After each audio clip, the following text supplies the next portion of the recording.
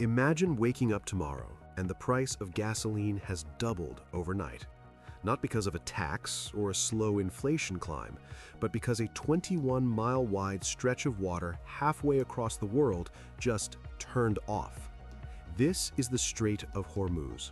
It is the jugular vein of the global economy. 1/5 of the world's total oil consumption passes through this tiny gap every single day. If it closes, the modern world doesn't just slow down, it breaks. Today, we're looking at the terrifying reality of a Hormuz blockade. To understand the danger, you must look at the map. The Strait of Hormuz connects the Persian Gulf to the open ocean. On one side, you have the Arabian Peninsula. On the other, Iran. At its narrowest point, the shipping lanes are only 2 miles wide in either direction. Think about that. The energy security of the United States, China, India, and Japan depends on a hallway of water no wider than a standard airport runway. Every day, roughly 20 million barrels of oil transit this space. If you blocked it with a few sunken ships or a field of sea mines, there is no plan B. There isn't a pipeline in the world with enough capacity to bypass it. So, the strait is closed. What happens in 24 hours? First, the markets panic. Oil is traded on futures, meaning traders buy based on what they think will happen.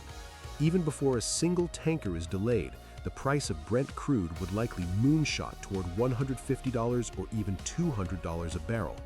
In the US, gas prices wouldn't just go up, they would skyrocket.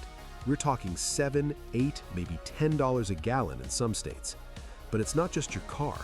Everything you own is moved by a truck or a ship burning diesel. Global supply chains, already fragile, would essentially freeze. Airlines would ground, and the cost of plastic, fertilizer, and food would hit record highs. We are talking about a global recession triggered in a matter of days. You might be thinking, wait, doesn't the US Navy have the 5th Fleet stationed right there in Bahrain? Yes, but clearing the strait isn't as simple as flicking a switch. Iran possesses one of the largest inventories of anti-ship missiles and sea mines in the world. They utilize swarm tactics, hundreds of fast attack boats that are difficult for traditional destroyers to target all at once. Military analysts suggest that while the US and its allies could eventually reopen the strait, it could take weeks, if not months, of sustained combat. During those weeks, the global economy is bleeding out. The closure would force the world's hand. China, which imports massive amounts of oil through this route, would be forced to intervene. This wouldn't just be a Middle Eastern conflict, it would be a global scramble for what's left of the world's energy reserves. Countries would begin hoarding, and energy diplomacy would turn into energy warfare.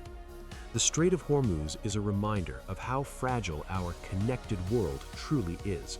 We rely on a 21-mile gap of water for our lights to stay on and our shelves to stay full.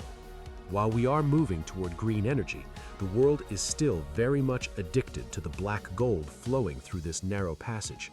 Is the world doing enough to diversify its energy routes, or are we just one bad day away from a global blackout? Let me know your thoughts in the comments below.